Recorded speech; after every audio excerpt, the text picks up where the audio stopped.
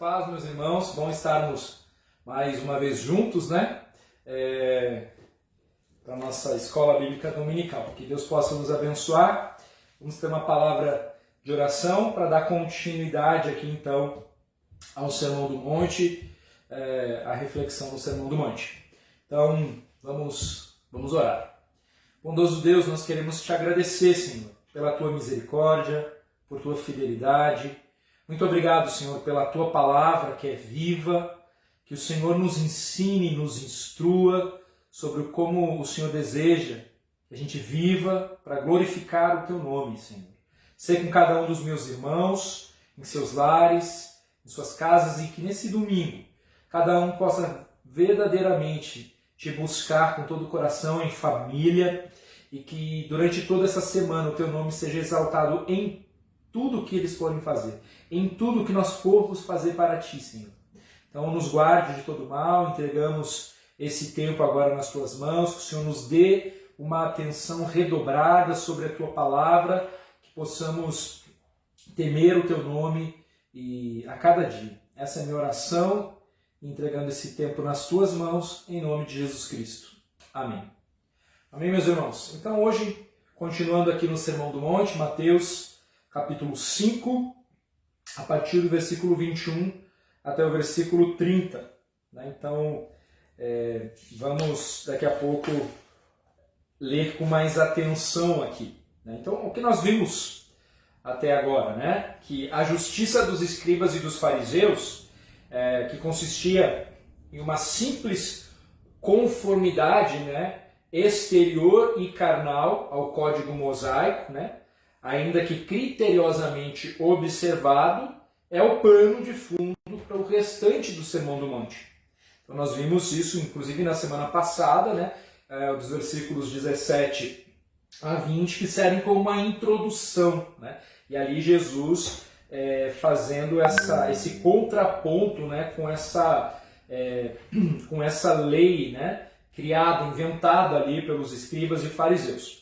Ou seja, o pano de fundo do Sermão do Monte, ele está estabelecido, né, e ele estabelece ali o contraste entre a falsa interpretação da lei de Moisés e a apresentação autêntica da lei que nos foi oferecida pelo próprio Senhor Jesus.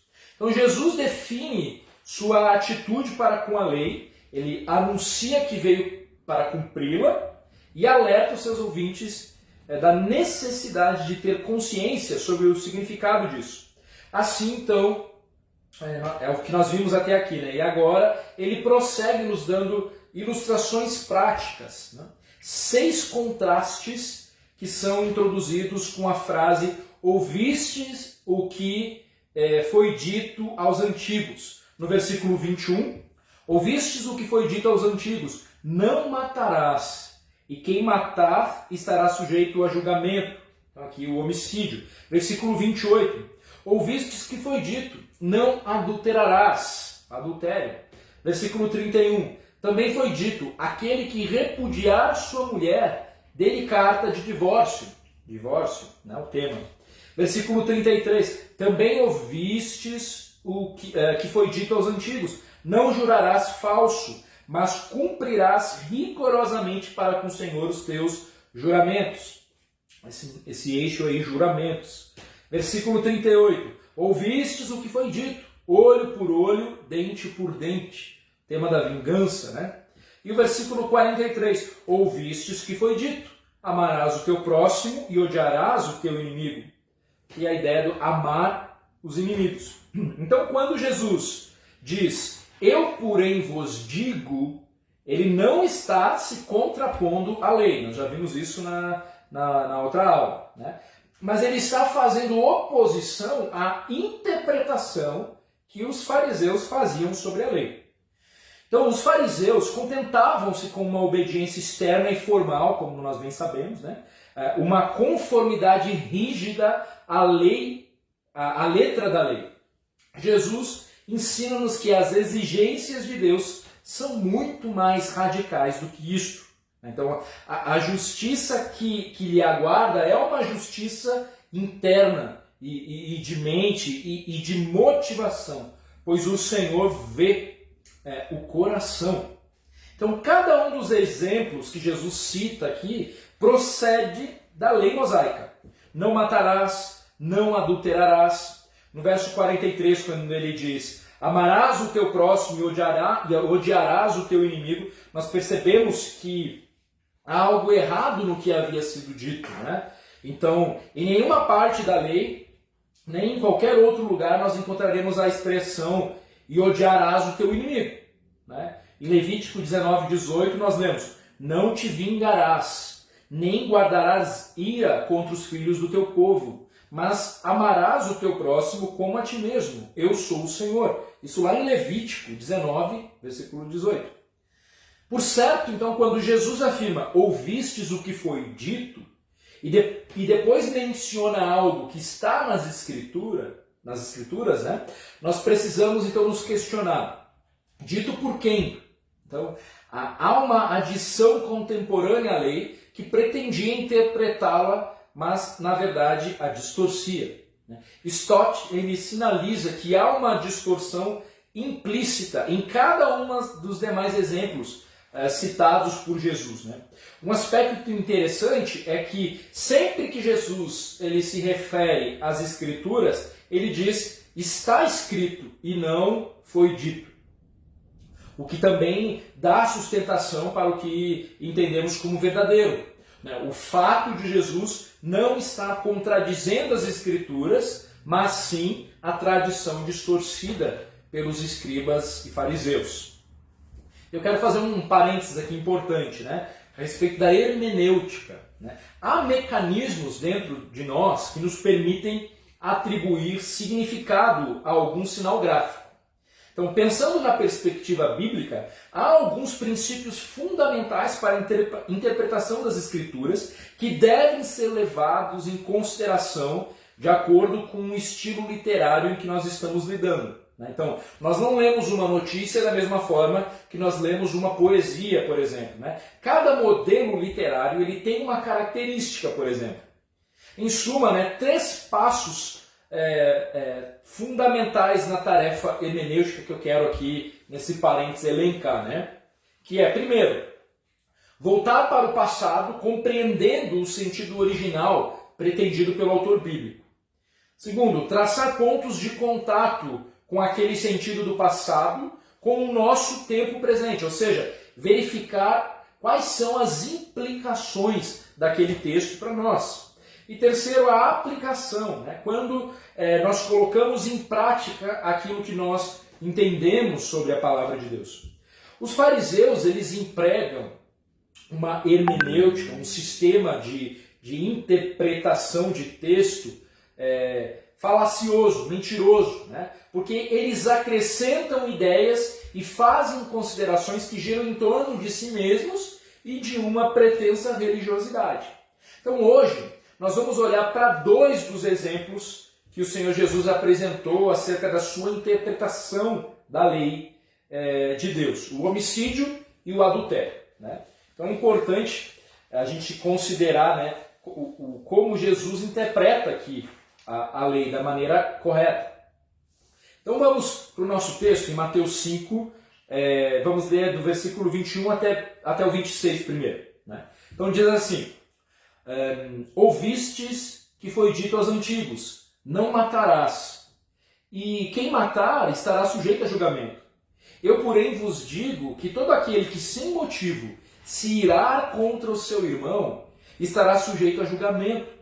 E quem proferir um insulto a seu irmão estará sujeito a julgamento do tribunal. E quem lhe chamar tolo estará sujeito ao inferno de fogo. Se, pois, ao trazeres ao altar a tua oferta, ali te lembrares de que teu irmão tem alguma coisa contra ti, deixa perante o altar a tua oferta, vai primeiro reconciliar-te com o teu irmão, e então, voltando, faze a tua oferta. Entre em acordo sem demora com o teu adversário, enquanto estás com ele a caminho, para que o adversário não te entregue ao juiz, o juiz ao oficial de justiça, e sejas recolhido à prisão. Em verdade te digo que não sairás dali enquanto não pagares o último centavo. Mateus 5, 21 até o versículo 26. Então, onde estaria aqui a distorção no que os fariseus ensinavam, né? O Jones, ele nos auxilia a compreender o erro dos fariseus, que são culpados de reduzir o sentido e requisitos da lei. Não matarás é um dos 10 mandamentos. E se os fariseus chegassem a ensinar sobre esse mandamento, não estariam sem dúvida ensinando a lei? Certamente, né? Então, qual crítica concebível poderia ser levantada contra os fariseus e escribas no que tange a essa particularidade? Por conseguinte, somos tentados a falar e a indagar. A resposta àquela indagação é que eles haviam acrescentado algo ao mandamento, dizendo: não matarás, e quem matar estará sujeito a julgamento. Todavia, alguém poderia objetar a isso dizendo: mas não nos é dito na lei que quem matar estará sujeito a julgamento? A resposta é que, efetivamente, a lei assim estipulava, pois podemos achar essas palavras no trecho de Números 35, de 30 a 31. Assim sendo, que há de errado com o que faziam os fariseus? É que eles juntavam essas duas passagens de tal modo que reduziam o sentido desse mandamento. Então aqui na explicação do Jones, né? Ou seja, eles olhavam para o mandamento não matarás e o associavam imediatamente à porção de Números 35, 30 e 31, que diz: todo aquele que matar outrem será morto, conforme o depoimento das testemunhas. Mas uma só testemunha não deporá contra alguém para que morra. Não aceitareis resgate pela vida do homicida, que é culpado de morte. Antes será ele morto. Assim, o não matarás, de acordo com Lloyd, né, com o autor ali do livro, ele era visto como se o mesmo envolvesse apenas um caso de assassinato concreto, né? Outro equívoco aqui estaria na associação das sanções a essas proibições, né? Há uma mera punição civil às mãos dos magistrados civis. O julgamento ele era associado apenas ao juízo de algum tribunal local, né? Então a implicação disso tudo era o reducionismo, né? O não matarás era apenas uma questão de homicídio literal. E o juízo era o cumprimento de uma lei por algum tribunal local. Então a tranquilidade do fariseu diante da lei, ela estava no fato de que bastaria não se tornar culpado de um homicídio real, né, para pensar: tenho observado e cumprido a lei de modo perfeito, né? E Jesus desmascara esse engano aqui, né, trazendo o verdadeiro sentido da lei, revelando que o homem, que nós, né, que o homem pode ser culpado de ter desobedecido a esse mandamento, né? E ele cita a ira, né? E ele cita a ira. É como se o Senhor houvesse dito: não deem ouvidos aos fariseus e escribas, os quais dizem que uma pessoa só se torna passível de julgamento se vier a cometer um homicídio literalmente. Pois eu estou dizendo a vocês que se alguém se irar contra um irmão sem motivo justo, será passível precisamente da mesma punição determinada por esse mandamento. Então, Lloyd ainda afirma, né? Na antiga lei transmitida por Moisés, havia todo esse conteúdo espiritual. A tragédia do povo israelita é que eles perderam de vista este conteúdo espiritual aqui. Passaram a ser reducionistas, né? De acordo com a sua própria justiça. Então, para nós que somos crentes, tolerarmos a ira em nossos corações, de acordo com o nosso Senhor Jesus Cristo, é tornar-nos culpados de algo que, à vista de Deus, equivale ao homicídio. Porque do coração é que procedem os maus intentos, homicídios, adultérios, imoralidades, roubos, falsos testemunhos, calúnias, blasfêmias. Essas coisas corrompem o indivíduo. Mas o comer sem lavar as mãos não o torna impuro. Nós vemos lá em Mateus 15, 19 a 20. Então é uma questão do coração, que é corrompido pelo pecado. O que significa dizer que a nossa percepção ela foi alterada, né? Há um outro autor, né, o Robert Jones, do livro Ira, arrancando o mal pela raiz, né? Aconselho você aí que tem lutado contra esse pecado, adquirir esse livro, né? E se deixar ali confrontar por essa literatura, né, bíblica sobre a questão da ira. E esse autor, ele nos apresenta um conceito funcional sobre a ira. Ele define assim: nossa ira é nossa resposta ativa e integral de juízo moral negativo contra o mal por nós percebido. Então vamos esmiuçar aqui esse conceito do Jones. É uma resposta ativa porque é uma ação, é algo que fazemos, não algo que temos, não é uma coisa, um fluido, uma força. A ira é uma resposta ativa da nossa parte, é uma atitude do nosso coração. É uma resposta pessoal e integral, porque envolve todo o nosso ser e põe em ação a nossa pessoa como um todo. É uma resposta contra algo, porque não surge num vácuo, né? E nem aparece espontaneamente. A ira reage contra alguma provocação. E tal provocação não deve ser vista como uma causa. Então o âmago causal da ira se encontra em nosso coração ativo. Em essência, envolve um juízo moral negativo que fazemos. Então surge do nosso senso de justiça e funciona sob a dinâmica mais ampla da nossa capacidade de julgar. É um juízo contra o mal por nós percebido. Nosso juízo moral surge a partir da nossa percepção pessoal. Então na ira nós percebemos que alguma ação, algum objeto, alguma situação ou pessoa é má ou injusta. As nossas percepções, naturalmente, elas podem ser exatas ou inexatas, né? Nós podemos avaliar as ações de outras pessoas de maneira correta ou incorreta, a gente também tem que levar isso em conta, né? Para complicar ainda mais as coisas, né? As nossas reações, as nossas percepções, elas podem ser piedosas ou ímpias. Então a nossa ira é nossa resposta ativa e integral de juízo moral negativo contra o mal por nós percebido. Lá em Tiago 4, nós lemos, versículo 1 e 2, de onde vêm as guerras e contendas que há entre vocês? Não vêm das paixões que guerreiam dentro de vocês? Vocês cobiçam coisas e não as têm. Matam e invejam, mas não conseguem obter o que desejam. Vocês vivem a lutar e a fazer guerras.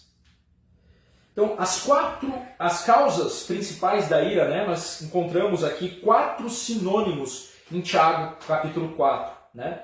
Desejos e prazeres entrincheirados em luta, vontades e desejos dominantes ali não satisfeitos, cobiça e inveja e motivações egoístas, mesmo por coisas boas. Então, olhando para as palavras de Jesus, nós entendemos que a ira guardada no coração contra qualquer ser humano, especialmente contra aqueles que são os domésticos da fé, os nossos irmãos em Cristo, é algo extremamente repreensível aos olhos de Deus. É homicídio. É homicídio. Jesus afirma ainda que não deveríamos nos tornar culpados por manifestações de desprezo. Versículo 22. Quem proferir um insulto a seu irmão estará sujeito a julgamento do tribunal. Podemos até não matar literalmente, mas um insulto tem um intuito, né, de desconstruir. Nós podemos destruir a reputação de um homem, nós podemos abalar a confiança que outros tenham em um homem, sussurrando maledicências ou procurando achar nele erros deliberadamente. O nosso coração é mau, é homicida. Versículo 22. E quem me chamar tolo será réu. O termo usado aqui é raká, que significa imbecil, louco, insensato. A ira colocada em ação. Em 1 João 3,15, que nós temos estudado, né, nos nossos cultos, quem odeia seu irmão é assassino. E vocês sabem que nenhum assassino tem a vida eterna em si mesmo. Então, como que nós controlamos e corrigimos expressões pecaminosas de ira, né? E as substituímos por palavras e ações semelhantes às de Cristo? Porque se nós formos honestos, né, com nós mesmos, nós vamos realmente entender aqui que nenhum de nós escapa. Quem de nós já não se irou contra alguém? Quem de nós já não teve uma palavra maldita contra um irmão? Quem de nós já não se apressou por um fuxico, por uma fofoca, né? E precisamos sim nos arrepender disso, né? Agora, o caminho do Senhor, eu tenho até andado em discipulado com alguns irmãos e até dentro do próprio conselho espiritual, né, nós temos conversado e entendido que o caminho do Senhor para a transformação das nossas vidas, para o processo de santificação, é um caminho que envolve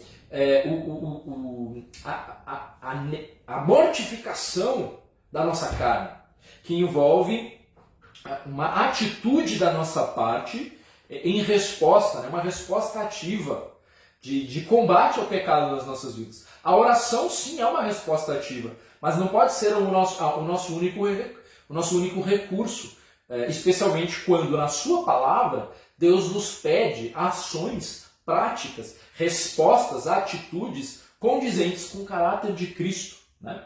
Então, a ira no coração normalmente se manifesta com palavras ofensivas. Então vamos olhar aqui para a ira nesse sentido, né? Então, assim como para lidar com a ira com qualquer outro pecado, o princípio é o mesmo, tá? Então, é praticar o princípio do DRR. O que é isso, né? DRR. Despojar, renovar e revestir. Este é um princípio que nós encontramos em Efésios capítulo 4. Eu já tenho conversado e falado com os irmãos a respeito disso, né? Aquele que roubava, não roube mais, agora trabalhe e ajude o próximo. Há um princípio aqui que leva em conta sempre o trabalhar do coração, claro, né? Porque é nele que se encontra o âmago ali das questões, mas que isso, uma vez trabalhando no coração, vai refletir a maneira como nós nos comportamos, como agimos, né? Então, Deus requer de nós um abandono, um despojar daquilo que desagrada, entendendo por que aquilo é pecado biblicamente, e Ele requer de nós, então, um renovo da nossa mente para uma nova prática. É claro que não é uma questão só puramente comportamental, envolve sim a transformação do nosso íntimo, né, do nosso coração, né, e aí vem até aquela ideia, né, fazemos o que fazemos, por quê? Porque adoramos o que adoramos, né? Então, diante da ira, que é o pecado aqui, igualado ao homicídio, né, bem explicado pelo nosso Senhor Jesus, que é intolerável diante do Senhor, repugnante, né, diante do Senhor por todas as implicações, qual que deve ser a nossa atitude levando em conta este princípio do despojar, renovar e revestir? Entendendo que a ira no coração, normalmente ela se manifesta com palavras ofensivas, né?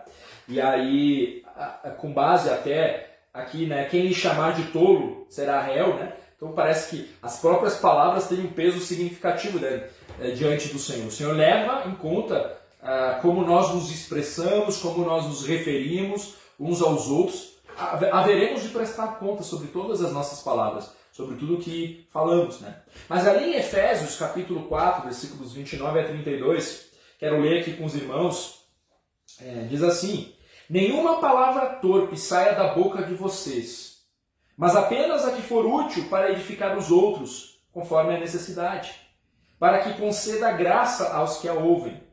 Não entristeçam o Espírito Santo de Deus, com o qual vocês foram selados para o dia da redenção. Livrem-se de toda amargura, indignação e ira, gritaria e calúnia, bem como de toda maldade. Sejam bondosos e compassivos uns para com os outros, perdoando-se mutuamente, assim como Deus os perdoou em Cristo. Em Provérbios, as qualidades de que devemos nos revestir são contrastadas com a ira. Vou ler alguns aqui. O sábio é cauteloso e evita o mal, mas o tolo é impetuoso e irresponsável. Quem é irritadiço faz tolices, e o homem cheio de astúcias é odiado. Provérbios 14, 16 e 17.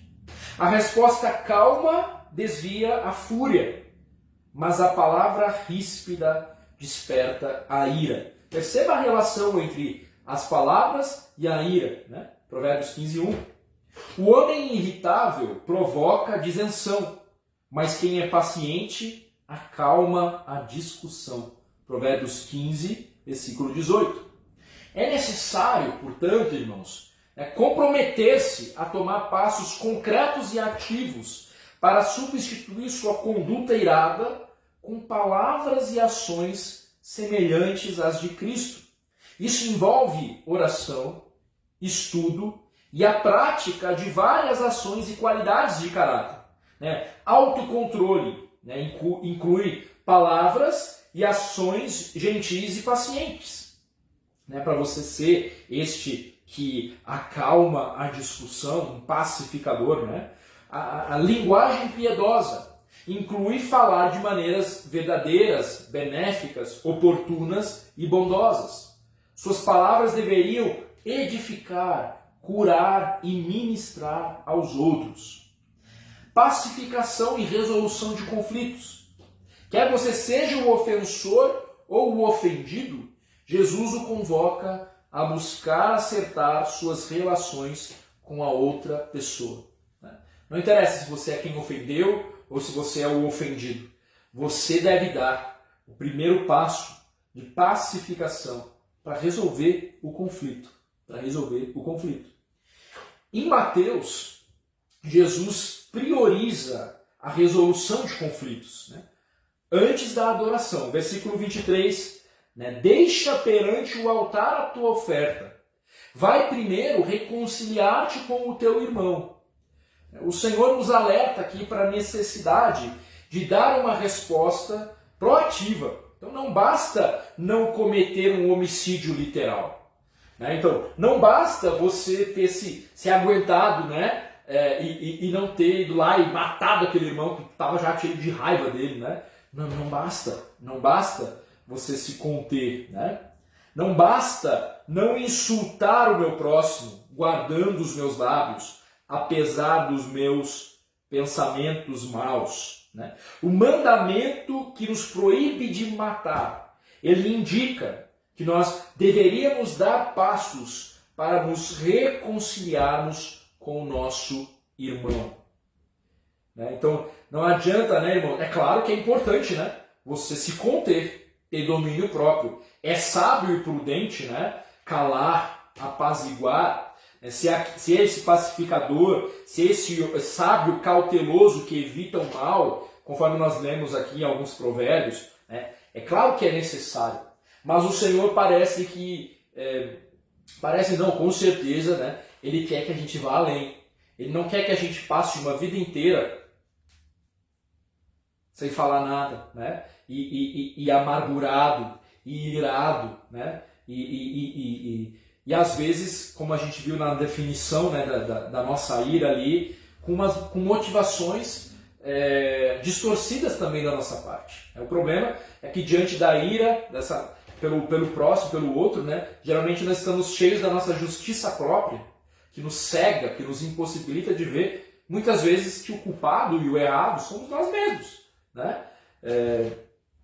Então, nos versículos 23 e 24, aqui, o mesmo autor, o Lloyd Jones, ele afirma que esses versículos eles revelam um perigo extremamente sutil que nos ameaça a vida espiritual, que é o terrível perigo de tentarmos fazer expiação por nossa falha, equilibrando o mal com o bem. O perigo de fazer os certos sacrifícios cerimoniais na tentativa de encobrir alguma falha moral. Então os fariseus, eles eram muito hábeis nessa manobra.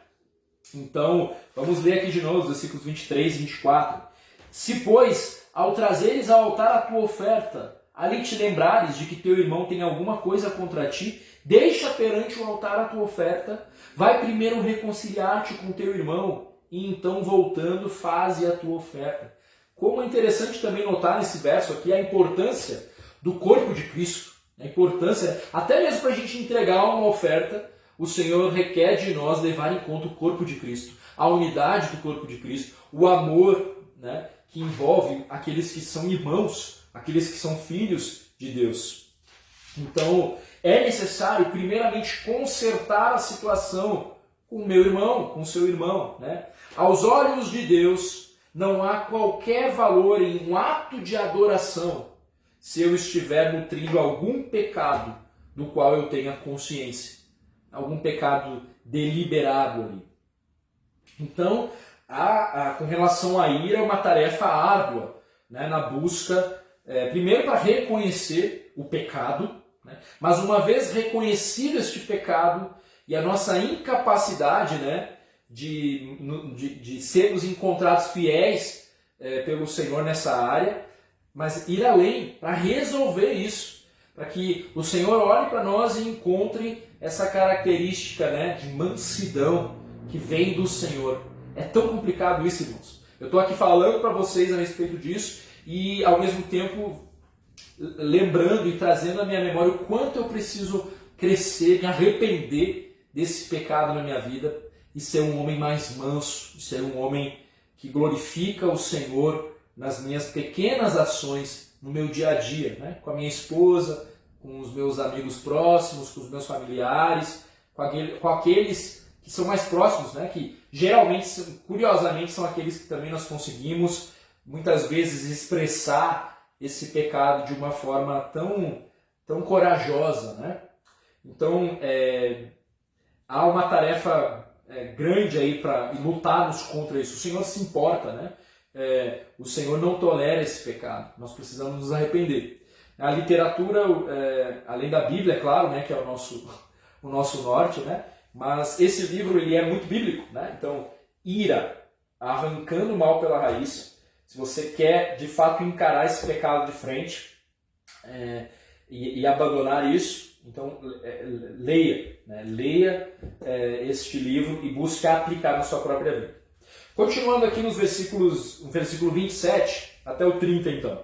Ouvistes que foi dito, não adulterarás.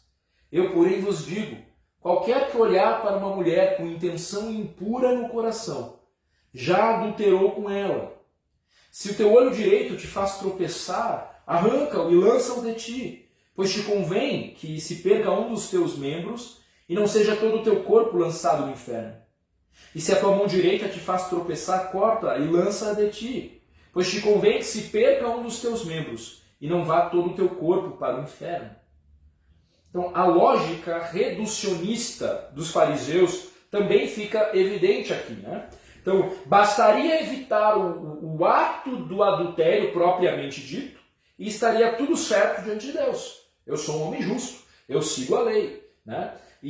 Mas o verdadeiro significado da ordem divina era muito mais amplo do que a mera proibição de atos de imoralidade sexual. A proibição do adultério aqui incluía o olhar concupiscente e a imaginação. Então, a grande questão é o entendimento de que o pecado não envolve apenas uma questão de atos e efeitos. Antes, é algo que está no interior do coração, que provoca aquelas más ações. Então, o estado decaído do homem o conduz a uma variada manifestação de pecados, né? Ele fala em adultério aqui, mas é uma alusão a todas as formas de imoralidade, cometida tanto por homens quanto por mulheres, né? Casados ou solteiros. Ele enfatizou que toda e qualquer prática sexual que é imoral no ato, também é imoral no olhar e no pensamento. Aí é que como precisamos realmente de um Salvador. Né? Que imagine você se os seus pensamentos, só os que você teve ontem, eles fossem expostos, né? Exposto num vídeo, numa live, para todo mundo ver, né? Todos os pensamentos que você teve só no dia de ontem, mas não vou nem falar da semana, né? certamente ficaríamos envergonhados. Como o nosso pensamento ele é rápido, ágil e não esquece. Note, né? E não esquece aquilo que é imoral, né? É uma memória, um carimbo. Parece que a imoralidade vem e carimba no nosso cérebro ali, aquela imagem, aquela visão. Só o Senhor mesmo para nos purificar, nos santificar, né? Mas aqui percebe, é o mesmo princípio, né? O Senhor Jesus está dizendo assim, vocês estão muito na forma. Eu quero dizer, olha, vocês estão se achando muito justos porque não praticam tal coisa, mas deixa eu dizer, né? E o teu coração? E a motivação do teu coração? Porque é isso que me interessa, né? Então, o nosso fazer, é claro que o Senhor se importa, né? Com eu não vou fazer isso, apesar de ter pensado isso, eu não vou praticar isso. É claro que o Senhor se importa com esse freio, que é a sua graça e a sua misericórdia. Mas nós não podemos nos contentar com isso, né? Só porque eu não fiz isso, então eu sou mais justo que aquele que fez. Talvez você não tenha feito determinada coisa por pura falta de oportunidade ou de coragem, não sei, né? Mas isso não te torna melhor ou superior a um irmão que infelizmente tenha caído. Continue brincando com os teus próprios pensamentos para ver onde você vai parar, né? Porque o pecado ele tem esse propósito, né, de nos levar até o mais profundo do poço mesmo, do que é sórdido com relação àquele pecado. Então pense você na ira. Até onde este pecado pode ser desmembrado, até onde ele quer te levar, né? Talvez a prática mesmo de um homicídio, literalmente, né? Eu me lembro, até acho que já mencionei para vocês em algum momento, de um vídeo, algum tempo atrás, um homem irado que começa a brigar com o porteiro do seu prédio, do seu condomínio, e jogando coisas nele, xingando de todo jeito, e aquele homem depois foi demitido. Filmaram aquilo, saiu até na TV e saiu nos negócios, e ele acaba perdendo o emprego dele, né? Olha as consequências, né? A destruição que um pecado pode promover na vida, na nossa vida, né? Então nós precisamos levar a sério o pecado, porque Deus leva a sério o pecado, né? Deus leva a sério o pecado. Louvado seja Deus, porque Ele leva tão a sério, né, que Ele providenciou o Senhor Jesus, o seu Filho, né, e foi até as últimas consequências por levar a sério o pecado. O pecado não é brincadeira para Deus. Seu Filho Jesus precisou morrer na cruz, pagando o nosso preço, né, pagando o preço do nosso pecado aqui. Então, ele enfatiza, né, que aquilo que a prática sexual que é imoral no ato também é imoral no olhar e no pensamento. Então, em 1 Tessalonicenses, capítulo 4, versículo 1 a 8, quero ler com os irmãos esse texto. 1 Tessalonicenses 4, 1 a 8, diz assim: quanto ao mais, irmãos, já os instruímos acerca de como viver a fim de agradar a Deus. E de fato, assim vocês estão procedendo. Agora, lhes pedimos e exortamos no Senhor Jesus que cresçam nisso cada vez mais, pois vocês conhecem os mandamentos que lhes demos pela autoridade do Senhor Jesus. A vontade de Deus é que vocês sejam santificados. Abstenham-se da imoralidade sexual. Cada um saiba controlar o seu próprio corpo de maneira santa e honrosa, não dominado pela paixão de desejos desenfreados, como os pagãos que desconhecem a Deus. Neste assunto, ninguém prejudique seu irmão, nem dele se aproveite. O Senhor castigará todas essas práticas, como já lhes dissemos e asseguramos, porque Deus não nos chamou para a impureza, mas para a santidade. Portanto, aquele que rejeita estas coisas não está rejeitando o homem, mas a Deus, que lhes dá o seu Espírito Santo. Então, santidade, pureza, não é uma coisa inventada por um puritano, né? É algo que está no coração do Senhor, né? E quem rejeita estas coisas não está rejeitando o homem, mas a Deus, que lhes dá o seu Espírito Santo. Em Efésios 5, mais uma vez, né, é possível perceber a dinâmica do DRR, do despojar, renovar e revestir, em relação a essa área também. E como que nós devemos nos guardar de coisas que nós julgamos menores, para não cair no que nós julgamos mais grave, digamos assim. Né? Então, em Efésios 5:3, nós lemos: entre vocês não deve haver nem sequer menção de imoralidade sexual, como também de nenhuma espécie de impureza e de cobiça, pois dessas coisas não são próprias para os santos. Versículo 4. Não haja obscenidade, nem conversas tolas, nem gracejos imorais, que são inconvenientes, mas ao invés disso, ações de graças. Versículo 5. Porque vocês podem estar certos disto. Nenhum imoral ou impuro ou ganancioso que é idólatra tem herança no reino de Cristo e de Deus.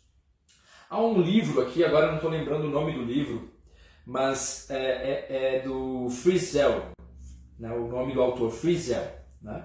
Ele apresenta 7 desculpas enganosas que as pessoas envolvidas com a impureza geralmente dão, tentando justificar aí a sua inicialização no mundo da pornografia. Eu quero citar aqui, né, essas 7 desculpas mencionadas por esse autor aqui para o comprometimento com a impureza. E note o quanto nós somos capazes realmente de criar desculpas. Né? Então a primeira desculpa aqui, a racionalização. E ele indica como que ocorre. Né? Eu sei que realmente eu não deveria estar assistindo a isso, mas Deus entende. Além disso, não é a mesma coisa que me envolver pecaminosamente com uma pessoa real. Então, assim, é aquela pessoa que tem uma percepção de, não, eu não estou praticando o ato em si lá com aquela pessoa. Isso aqui é menos pior, né? Então a pessoa começa num jogo de racionalização para justificar um padrão de imoralidade na sua vida. A outra desculpa, o casamento como forma de proteção. Né? A ideia de eu sou um adulto e vejo ocasionalmente certas coisas que podem me ajudar no meu relacionamento sexual com o meu cônjuge. Pasmem, eu já ouvi pessoas testemunhando, né? Não foi comigo ainda bem, mas assim, de casais cristãos questionando se eles podiam ou não assistir filmes pornográficos, né? Para esquentar o seu próprio relacionamento ali, para avivar o seu próprio relacionamento. Pasmem, pessoas com dúvidas em relação a isso, né?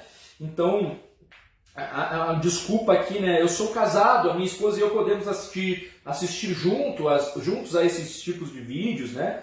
Eu não sou viciado, né? Fazer isso algumas vezes de forma privada não vai me causar nenhum dano, né? Então, o casamento não pode ser uma desculpa, né? Às vezes a gente escuta também, olha que coisa curiosa, alguns casados comentando com pessoas solteiras: vocês não podem assistir isso. Como assim? Como assim vocês não podem? Então os casados podem assistir determinada, porque tem um meio legítimo para extravasar então depois o resultado de ter assistido aquilo? Nós devemos, isso é uma raça, também é uma desculpa, um engano aqui com relação a isso. O Senhor quer um caminho de pureza também dentro do nosso casamento, né? Pureza, cuidado com a pureza é para os casados também, não é só para solteiro. A outra desculpa, ajudar as pessoas, né? Eu preciso saber o que está acontecendo para poder entender o que as pessoas estão enfrentando. Essa mentira que tem como alvo principalmente os líderes cristãos, né? Não, primeiro eu preciso estar inteirado. Como é que eu não vou saber o que está acontecendo? Como é que eu vou aconselhar alguém? Meus irmãos, isso também é uma falácia, é um engano, é uma mentira. Né? Nós não precisamos estar atolado na lama ali para ter a experiência para só depois ajudar outros. Né? Muito pelo contrário. A nossa autoridade está nas Escrituras. Né? Inclusive é por isso que alguém que nunca foi casado pode aconselhar uma pessoa casada. A autoridade não está na sua experiência. A autoridade está nas Escrituras. Né? É claro que alguém casado tem uma experiência, uma bagagem que pode contribuir. Mas tem muita gente casada que não tem conselho pautado nas Escrituras por aí. Né? Mas o que nos pauta é as Escrituras. Você não precisa ter a autoridade da experiência, né, para você ajudar as pessoas. Uma outra desculpa apresentada aqui por ele: Deus me usa. Deus ainda me abençoa e me usa. Portanto, essa indiscrição privada aqui com relação à pornografia não deve ser muito significativa. Irmãos, não é porque você está sendo abençoado, que o teu bolso está cheio de dinheiro, que isso significa que o Senhor se agrada do teu procedimento. Não é. Né? Está cheio de ímpio, que quando a gente olha e vê que vida abençoada. Né? No entanto, estão agradando a Deus? Não estão. Então esse não pode ser o critério. A outra desculpa, não posso ser um bitolado. Né? Todo mundo está vendo, eu vou ficar por fora, né? Se não vir um pouco pelo menos. Está todo mundo vendo, eu vou ficar de fora. Eu vou ser o patinho feio disso tudo. Eu vou ser o crente bitolado.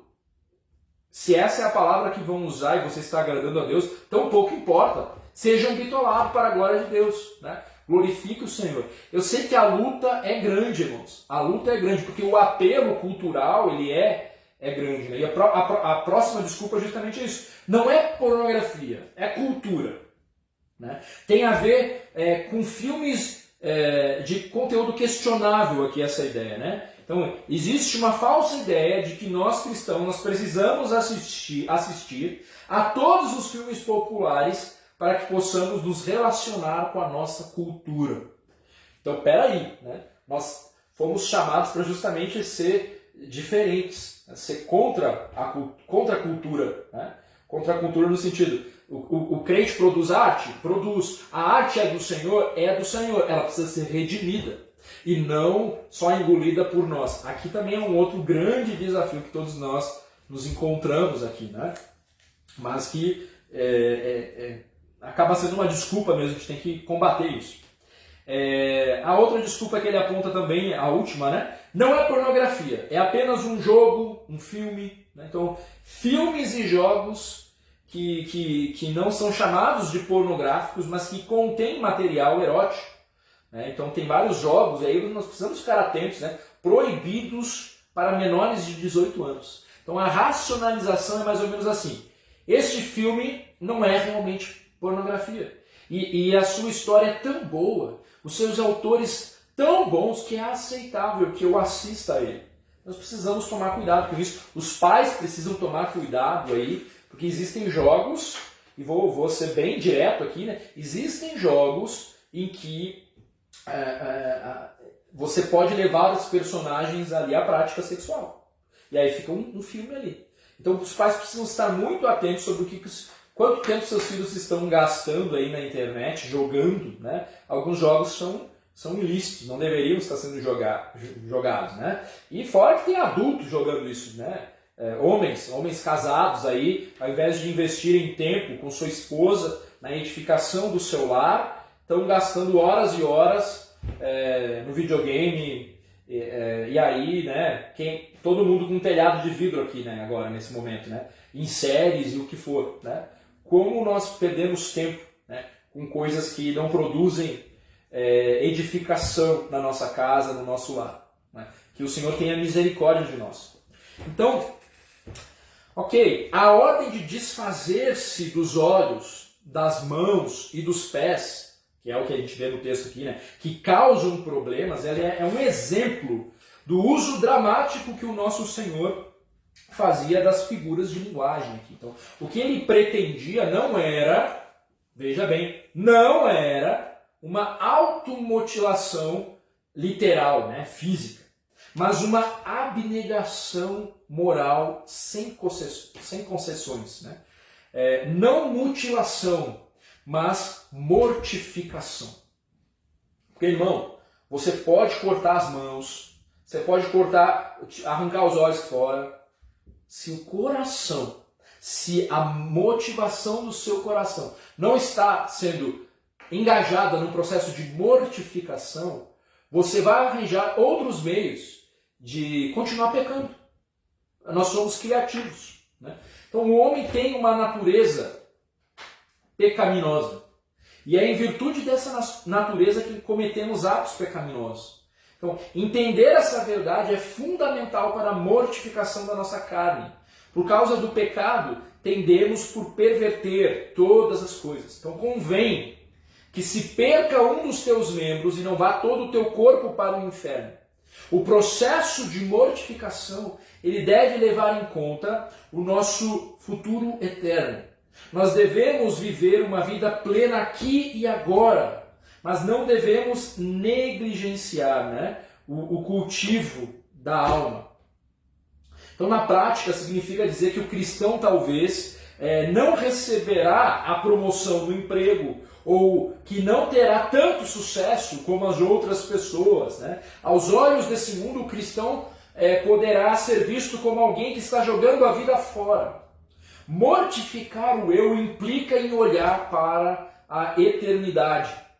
Em Cristo, nós somos capacitados a olhar para a eternidade e perceber que verdadeiramente vale a pena abrir mão de si mesmo, abrir mão, né, dos seus desejos, dos seus anseios, para fazer a vontade de Deus. Né, a vontade desse Deus que não se importa só com o exterior, mas com o que está no nosso interior, no nosso pensamento, né, nas nossas motivações. Então, nós precisamos estar alertas, né? E aqui há um alerta sobre o nosso entendimento a respeito da santidade, que acaba por não produzir em nós um coração que agrada ao Senhor. Naturalmente, não devemos fazer certas coisas. Todavia, os fariseus eram muito habilidosos quanto a este aspecto negativo. E aí estancavam, né? Nosso conceito de santidade é puramente negativo e por isso mesmo sentimos-nos satisfeitos conosco. Mas se examinássemos os nossos corações, se chegássemos a reconhecer aquilo que os puritanos sempre denominaram a praga dos nossos próprios corações, isso promoveria a santidade.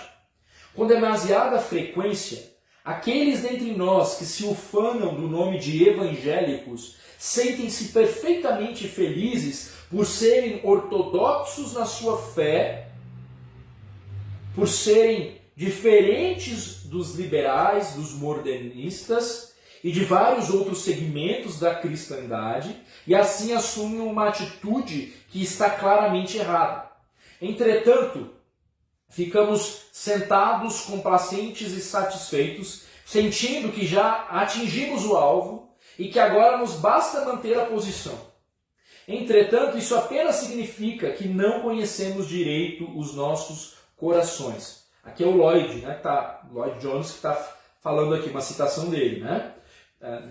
Então, nosso Senhor, todavia, requer de nós um coração puro.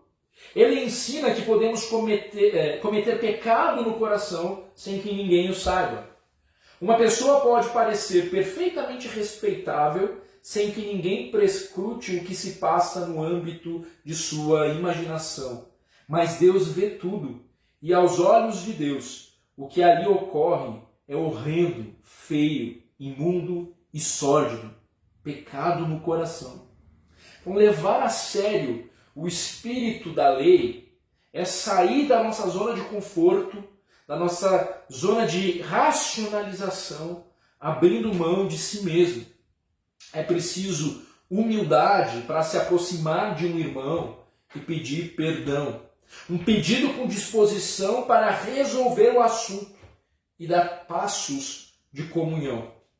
Mas o Senhor deseja que andemos em amor, que andemos em unidade, que andemos sem mágoas ou sem rancor. Esse é o desejo do Senhor para as nossas vidas. O padrão é alto e o Senhor não está disposto a baixar este padrão porque nós não queremos nos humilhar, porque nós não queremos pagar o preço. Então é preciso coragem para andar também na contramão desse mundo. É melhor perder algumas das experiências que esta vida oferece a fim de entrar na vida que é a vida realmente, né? Então é melhor aceitar alguma amputação cultural neste mundo aqui. Nós precisamos decidir se nós queremos viver para este mundo ou para o outro. Se nós queremos seguir a multidão ou se nós queremos seguir o Senhor Jesus Cristo. Então, basicamente, o Senhor ele está nos alertando e nos orientando, né, a um viver vivo no que diz respeito à sua lei, que leve em conta as nossas motivações e não só a forma, né? Então, não se conforme com a sua forma, né? Mas que você então possa se colocar, cada um de nós, né? Nós possamos nos colocar na presença do Senhor, levando em conta esta palavra, né? Que com relação à ira, com relação à santidade, possamos abandonar a ira, que possamos abandonar a impureza. Talvez você precise de ajuda para isso, né? Talvez você precise de orientação na palavra para abandonar esse pecado, né? Não basta reconhecer o pecado, não basta reconhecer a nossa insuficiência. O Senhor, Ele nos deu, e louvado seja Ele por isso, uma dinâmica, né? Um plano de mudança eficaz para as nossas vidas. Eu e você, nós só vamos mudar verdadeiramente, claro, pela intervenção do Espírito Santo nas nossas vidas, mas isso de uma forma muito prática, né? Nós vimos aqui, né, como aquele que roubava deve agir, como aquele que antes, aquele que é envolvido com a pornografia, com a imoralidade sexual. Lá em Efésios a gente vê um princípio que o afasta das pequenas coisas, quando ele fala nem menção de imoralidade sexual, né? Olha um princípio ativo aqui para você ficar longe do mal, né? Então, antes a sua palavra tem que ser de ações de graça, de gratidão ao Senhor. Então, interessante, né? Eu não posso ter imoralidade sexual na minha vida. Então, nem menção de imoralidade. O que eu tenho que ter no lugar disso? Gratidão, ações de graça, palavras que glorificam, que louvam ao Senhor. Olha que interessante. Agora, quem que consegue ter palavras que edificam e que glorificam a Deus? Alguém que foi alcançado pelo poder do Espírito Santo. Alguém que é guiado pelo Espírito Santo, né? Porque nós, por nós mesmos, nós não temos como produzir isso do nada, né?